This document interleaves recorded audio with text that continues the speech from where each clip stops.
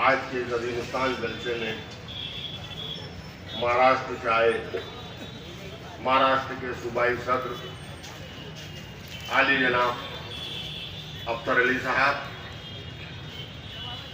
मौलवी रहमत नकवी साहब, यासीन साहब, रऊफ भाई, आबिद नजर साहब और इस जलसे में मौजूद सामाईन, अस्सलाम वालेकुम।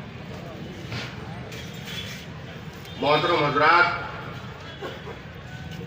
ये बदनाम चेहरा आपके सामने पूरे 3 साल बाद आया। इस बदनाम चेहरे ने रासुका झेली, 14 मुकदमे झेले। अभी कुछ दिन पहले जिला बदर भी हुआ था और शायद के मध्य प्रदेश का मैं पहला वकील हूं जिस पे रासुका भी लगी, जिला बदर भी हुआ, 14 मुकदमे भी लगे। ये सब मुझ पर कार्रवाइयां होने की वजह क्या मेरे शराब के अड्डे हैं, क्या जुए के अड्डे हैं, क्या गुंडागर्दी है? नहीं, ये सब जुल्म सितम मुझ पर जो हुआ उसकी वजह यह है कि मैं कानून के दायरे में हमारी कौम के हक हासिल करने की बात करता हूं।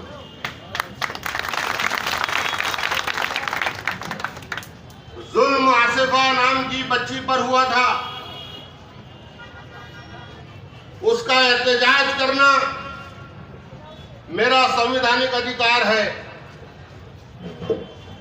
इसी इकबाल चौक से एसडीएम कार्यालय तक इंडियन यूनियन मुस्लिम लीग ने एक मौन जुलूस निकाला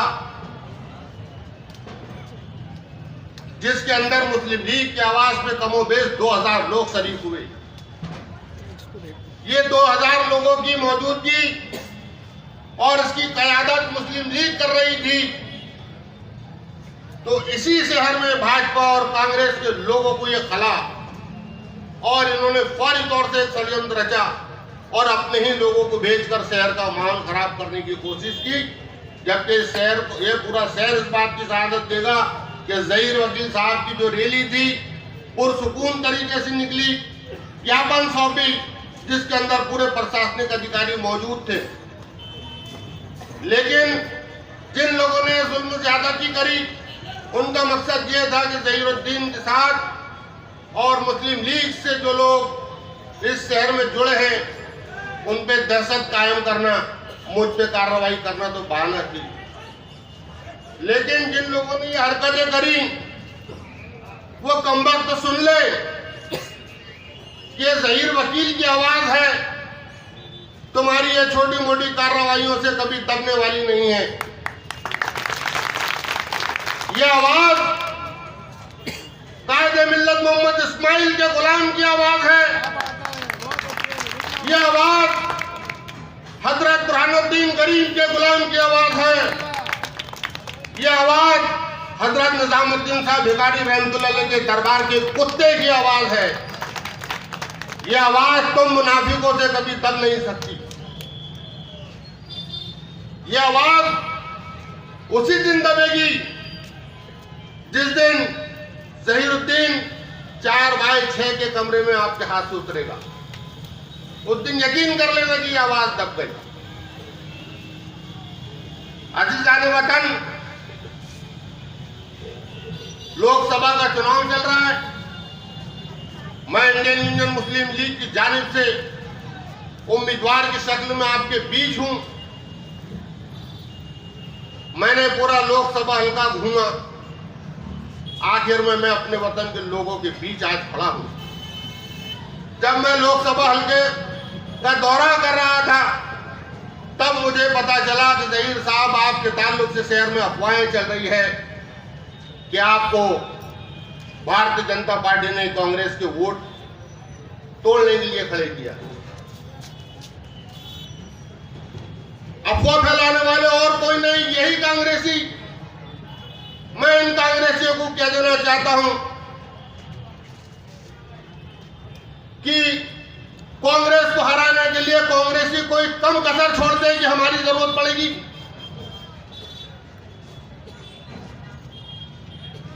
और इस जिले के अंदर नहीं बल्कि मध्य प्रदेश के अंदर कांग्रेस भाजपा की बी टीम है। मैं इल्जाम नहीं लगाता, मैं सर्टिफिकेट पेश करता हूं जिसको आप लोग कबूल करेंगे। पिछले नगर निगम चुनाव के अंदर भारतीय जनता पार्टी के 16 पार्षद चुने गए, कांग्रेस के 27 चुने गए, 4 निर्दलीय और 1 मुस्लिम लीग। बताओ नगर निगम अध्यक्ष कौन सी पार्टी का बनना था? भाजपा का बन गया। ये कांग्रेसी आपसे वोट ले रहे हैं, मुझसे वोट ले रहे हैं कांग्रेस के नाम पर और भाजपा को दे रहे हैं। कल एक विकेट मिला सचिन बिरला का। क्या उस सचिन बिरला को मुस्लिमों ने, दलितों ने और पिछड़ी जाति के लोगों ने वोट नहीं दिया? वो पूरे के पूरे वोट इकट्ठा होकर भाजपा की झोली में गए। पिछली विधानसभा के अंदर मध्य प्रदेश में कांग्रेस की गवर्नमेंट बनी, कांग्रेस के विधायक बिके और फिर उन्होंने भाजपा के हाथ में सरकार दे दी। मध्य प्रदेश में भाजपा और कांग्रेस एक ड्राइवर और क्लीनर का रोल अदा कर रही है और पार्टनर की बराबरी की। ड्राइविंग सीट पे भारतीय जनता पार्टी को बैठा दिया गया और कंडक्टर की सीट पे कांग्रेस बैठी है।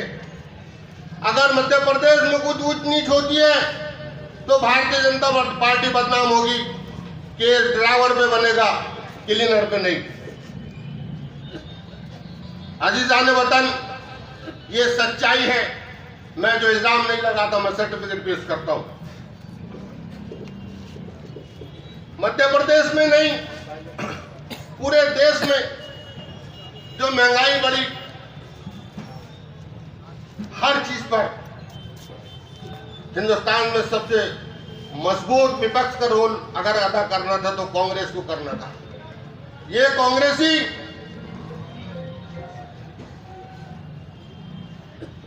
एजेंट का रोल अदा कर रहे हैं भाजपा के सामने और आवाम को गुमराह करने के लिए महंगाई के खिलाफ जाएंगे, कलेक्टर साहब को 4 लाइन का ज्ञापन दे देंगे, 2 घंटे का धरना दे देंगे।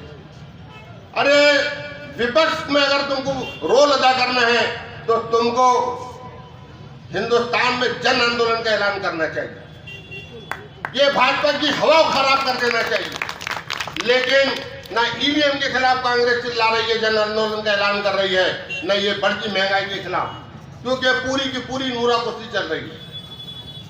मोहतरम हज़रात,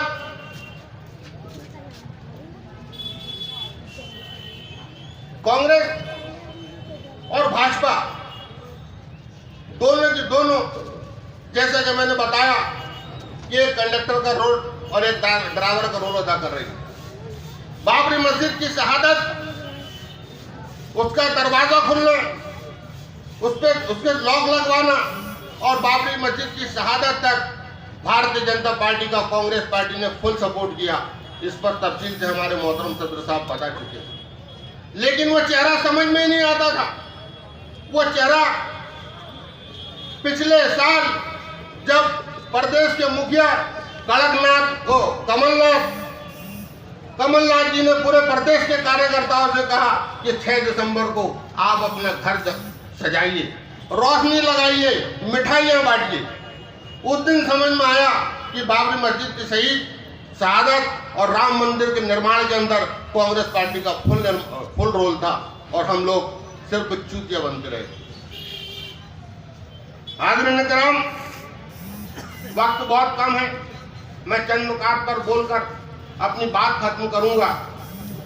आज जलसे का मकसद सिर्फ और सिर्फ ये था कि जो मुस्लिम लीग के ताल्लुक से ये झूठी अफवाहें फैलाई जा रही है, इनको एक माकूल जवाब दे दिया जाए। मुल्क का हाल, मुल्क की सूरत इतनी दहशतगर्दी की हो गई है कि आज मुल्क में हमारे लोग अकेला कहीं आने जाने को भी कतरा रहे हैं। जिधर देखो मॉब लिंचिंग, जिधर देखो मॉब लिंचिंग, कभी इसको मारा जा रहा है, कभी उसको मारा जा रहा है, लेकिन कांग्रेस का कोई राष्ट्रीय नेता मैदान में उतरकर इसकी मुखालिफत कर दे, ये देखने को नहीं मिल रहा है। लेकिन हमारे लोग बड़ी अकीदत और मोहब्बत से कांग्रेस को वोट दिए जा रहे हैं। ये भारतीय जनता पार्टी की नाजायज औलाद, ये भगवाधारी, ये चड्डीधारी कुत्तों का जो रोल अदा कर रहे हैं, हमारे लोगों को नोच रहे हैं, उस पर सिवाय इंडियन यूनियन मुस्लिम लीग के मुल्क में कोई विरोध नहीं कर रहा है। अजीजान वतन,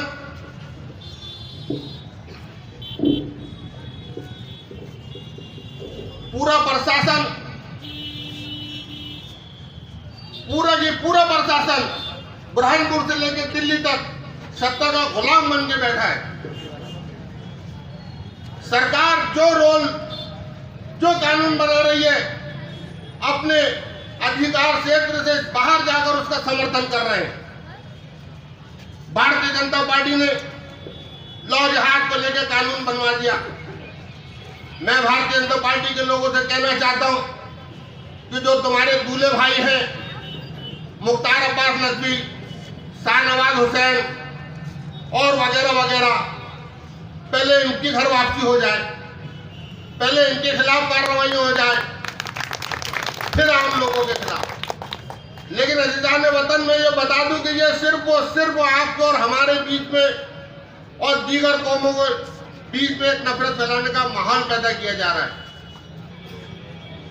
करीना कपूर सैफ अली खान से अगर शादी करती है, विवाह करती है, तो ये देश में ये भगवाधारी खटमल खामोश, कोई विरोध नहीं, कोई प्रदर्शन नहीं।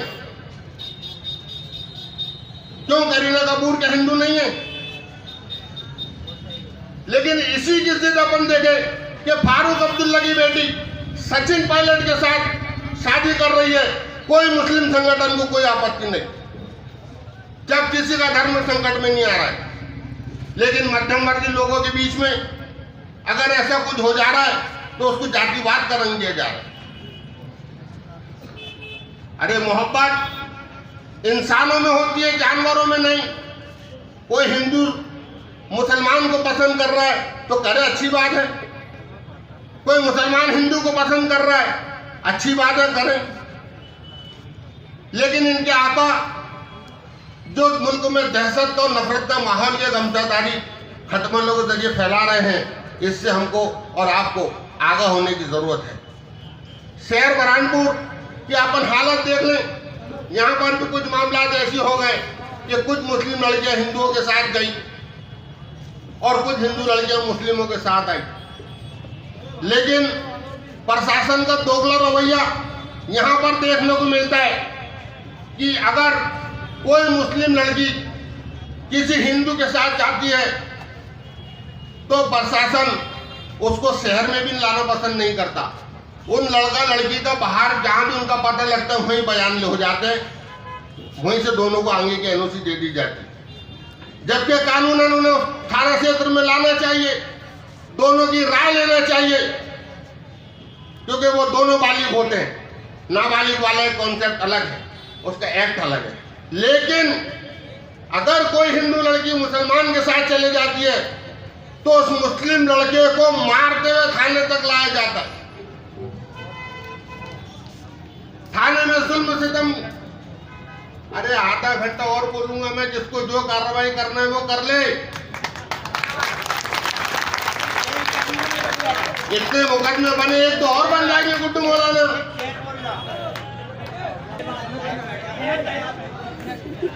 अभी नेपा का एक कांड हुआ, ये भगवाधारी गमजाधारी खटमलों ने नेपा को बंद करवाया, दहशत का माहौल फैलाया, तोड़फोड़ करी। प्रशासन ने उनके खिलाफ कोई कार्रवाई नहीं करा। शिकारपुरा थाने का मामला आया कलीम पहलवान के घर का, वहां पर भी वही नंगाई का मुजाहरा, शहर में दहशत का माहौल फैलाया गया। प्रशासन ने वो गमछाधारी खटमलों के खिलाफ कोई कार्रवाई नहीं करा। अभी एक मामला गणपति थाने में हुआ, जब ये 2 जगह लोगों ने हंगामा किया तो मुस्लिम समाज के कुछ लोगों ने वहां पे भी यज्ञ होकर विरोध दर्ज कराया, लेकिन प्रशासन ने फौरी तौर से 9 लोगों के ऊपर मुकदमा दर्ज करा दिया। जब नेपाल के अंदर ये भगवाधारी खटमलों को एहतजाज करने का अधिकार है, शिकारपुरा थाने पे एहतजाज करने का अधिकार है, तो क्या मुस्लिम नौजवानों को गणपति थाने पे एहतजाज करने का अधिकार नहीं है?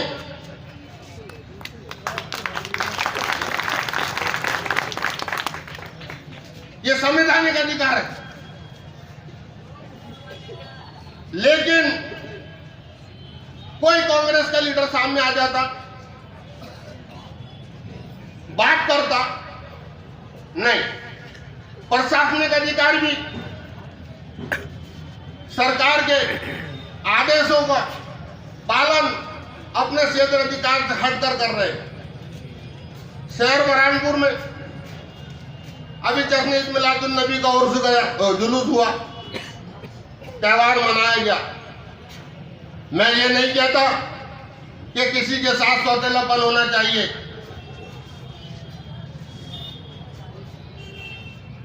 सभी का खून है शामिल यहाँ की मिट्टी में, किसी के बाप का हिंदुस्तान थोड़ी है। हर भारतीय नागरिक का यहाँ की हर संसाधन पर साधन पर बराबरी का हक है। अभी जश्न मिलादुन नबी का उर्स हजरत से भिखारी रहमतुल्लाह पे जो हर साल मनाया जाता है, नगर निगम की टीम ने रत्ती बराबर भी वहां सफाई का काम नहीं करी। जो काम हुआ हमारी चिल्ला चोट से हुआ। लेकिन अभी रोकले हनुमान मंदिर का अगर कोई यात्रा आ जाए, एसपी साहब, कलेक्टर साहब, प्रशासन, नगर निगम सब पहुंच जाएंगे। लेकिन 12 फाट के जुलूस की जब बात आ रही है तो नगर निगम में फंड नहीं। और ये नगर निगम में जो कमिश्नर आके बैठा है, ये सरकार का दलाल, इसने आते ही शहर बुरहानपुर की जो व्यवस्था बिगाड़ी, कर्मचारियों को हटाया और सरकार का वफादार बनकर ये तमगे बढ़ाना चाह रहा है। इस चुनाव के बाद मैं इससे भी निपटूंगा। मोहतरम, ये भारतीय जनता पार्टी विकास की बात करना चाहिए, मुल्क को आगे ले जाने की बात करना चाहिए, तो ये शहरों के नाम बदलने में लगी। फला शहर का नाम फला रख दिया, फला शहर का नाम फला रख दिया। ये कमजोर पे इख्तियार में आए, क्या आ गए तो बहकने लगे। अरे इस मुल्क में ये भी इतिहास है कि कमोबेश 900 साल मुसलमानों की हुकूमत रही, लेकिन मुसलमानों ने कभी इतना कमजोरी और इतने तुच्छपन का सबूत नहीं दिया। उसकी एक मिसाल है कि तुमने तो शहरों के नाम बदले, मुसलमानों ने सीताफल को रजिया फल नहीं बोला। ये कमजोर को बहकने लगे। और ये कांग्रेस पार्टी, जब मुल्क के पूरे मुसलमानों का दौरा हुआ, जायजा लिया गया कि इस मुल्क में मुसलमान बहुत तेजी से पिछड़ रहा है, इसकी माली हालत बहुत खराब हो रही है, ये तालीम के मामले में पीछे जा रहा है, तो सेक्टर कमेटी का गठन किया गया। उस आयोग का अध्यक्ष जस्टिस सच्चर को बनाया गया। जस्टिस सच्चर ने अपने 350 पेज की रिपोर्ट के अंदर आखिरी में ये लिखकर भेजा कि सूरत हाल हिंदुस्तान में मुसलमानों की दलितों से बदतर है, इन पर फौरी तौर से ध्यान देना चाहिए। सवाल यहीं खड़ा हो गया कि जब मुल्क में मुसलमानों की हालत दलितों से बदतर है, तो दलित भाइयों को आरक्षण, तो फिर मुसलमानों को आरक्षण क्यों नहीं? सरकार कांग्रेस की, आयोग कांग्रेस ने बनाया, आयोग को रिपोर्ट कांग्रेस ने दी, लेकिन कांग्रेस ने जो ठंडे बस्ते में उस रिपोर्ट को डाला, आज तक उस पर कोई कमीनाबाज करने को तैयार नहीं है। तो अजीजाने वतन, मैं आप लोगों के साथ आपसे अपील करता हूं कि इस लोकसभा चुनाव में आप मुस्लिम लीग का ताकत से सपोर्ट करें, अपनी सियासी क़यादत को खड़ा करें, क्योंकि मुल्क में जब भी कोई फिरका परस्तों के द्वारा हम पर जुल्म ज्यादती हो रही है तो अखलाकी जिम्मेदारी कांग्रेस पार्टी की होती है कि वो आए, उसका विरोध करें, लेकिन ऐसा नहीं हो रहा है। और कांग्रेस पार्टी की अखलाकी जिम्मेदारी इसलिए होती है कि इस मुल्क का 85% मुस्लिम कांग्रेस को वोट देता है। जब कांग्रेस मगरूर हो गई कि मुसलमान भारतीय जनता पार्टी को तो वोट देगा ही नहीं, हमें ही वोट देगा, ये जाएगा कहां, इसलिए इन पर ध्यान देने की जरूरत नहीं, इनके काम करने की जरूरत नहीं। तो अजीजाने वतन, हमें ही वोट देगा, गलतफहमी दूर करें। और जो लोग मुस्लिम लीग पर इल्जाम लगा रहे हैं, आप लोग उनको जवाब दो कि नगर निगम में तुम 27 पार्षद थे, ये मनोज तारवाला अध्यक्ष कैसे बन गया?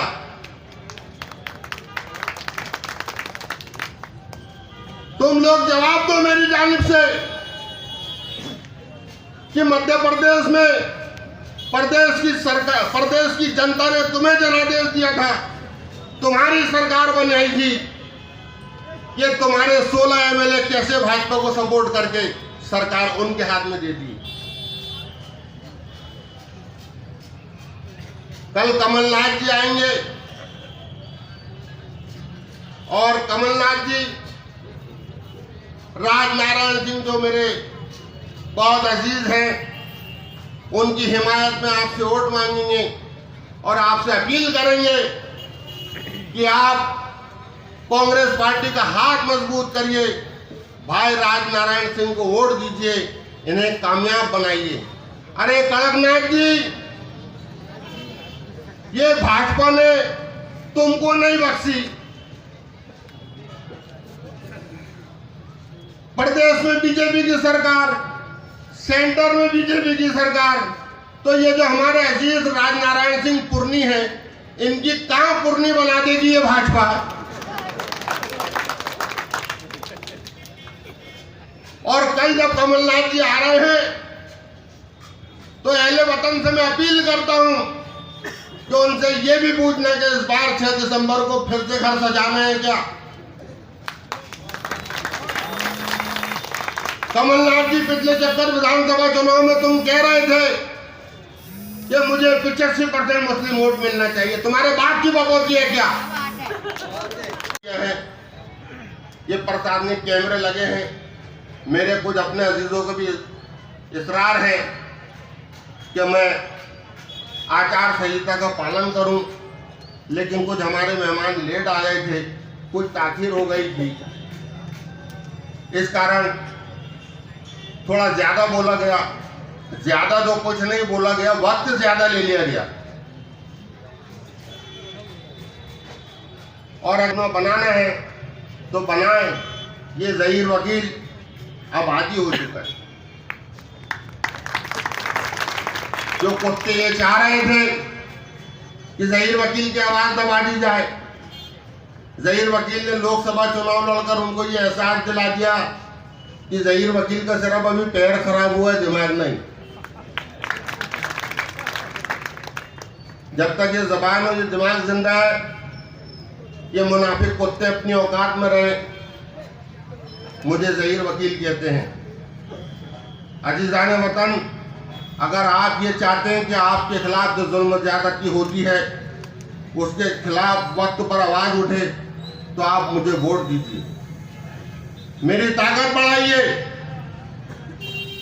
प्रदेश की सरकार को और प्रशासन को एहसास दिलाइए। वालों को मैं मेरी तरफ से आपको जिम्मेदारी दे रहा हूं कि उनको मुंहतोड़ जवाब दे। तो मोहतरम हज़रात, मैंने पूरी लोकसभा घूमा, सबसे मिला, आखिर में मैं अपने वतन में दौरे पे निकला हूं। तो मेरी आप लोगों से अपील है, बल्कि मेरी नहीं, इंडियन यूनियन मुस्लिम लीग की अपील है। और ये इंडियन यूनियन मुस्लिम लीग वो है जिसने हमेशा वक्त पर बहुत इंपॉर्टेंट रोल अदा किया। जब डॉक्टर भीमराव अंबेडकर साहब को पुणे से हराया गया और संविधान सभा में जाने के लिए संसद सदस्य का होना जरूरी था, तो मुस्लिम लीग ने जैसुर खुल्ला बंगाल में मुस्लिम लीग के 4 सांसद थे। एक सांसद से कायदे मिल्लत मोहम्मद इस्माइल साहब ने कहा कि आप इससे मत हो, हम अंबेडकर साहब को भेज रहे हैं, बाई इलेक्शन करवाओ, इनको लड़वाओ और जितवा के भेजवाओ। डॉक्टर भीमराव अंबेडकर साहब मुस्लिम लीग के समर्थन से जीते और संविधान सभा में गए और संविधान सभा के अध्यक्ष बने। जो आज हिंदुस्तान में संविधान है, जिसकी अध्यक्षता डॉक्टर भीमराव अंबेडकर साहब ने की, उनको संसद तक पहुंचाने के अंदर मुस्लिम लीग का ये रोल रहा। और ये कमजोर जो इंडियन यूनियन मुस्लिम लीग को बदनाम कर रहे हैं, बीजेपी की बी टीम बता रहे हैं, जबकि खुद है, मैंने आपके सामने सर्टिफिकेट प्रमाण पेश कर देंगे विकल्प डीगरों के। ये भी आसान फरामोश है। ये भी सुन ले, जब तुम्हारे राष्ट्रीय अध्यक्ष को सूत्रों से पता चल गया कि मैं अमेठी से हार रहा हूं, तो ये राहुल गांधी पूरा हिंदुस्तान छोड़ के हैदर अली साहब ठंगल के कदमों में जाके गिरा। बोला, साहब मेरी इज्जत बचा लो, तुम्हारी सीट पे मुझे चुनाव लड़ा के जिता दो, न तो ये कांग्रेस यतीम हो जाएगी अगर उसका राष्ट्रीय अध्यक्ष हार जाएगा।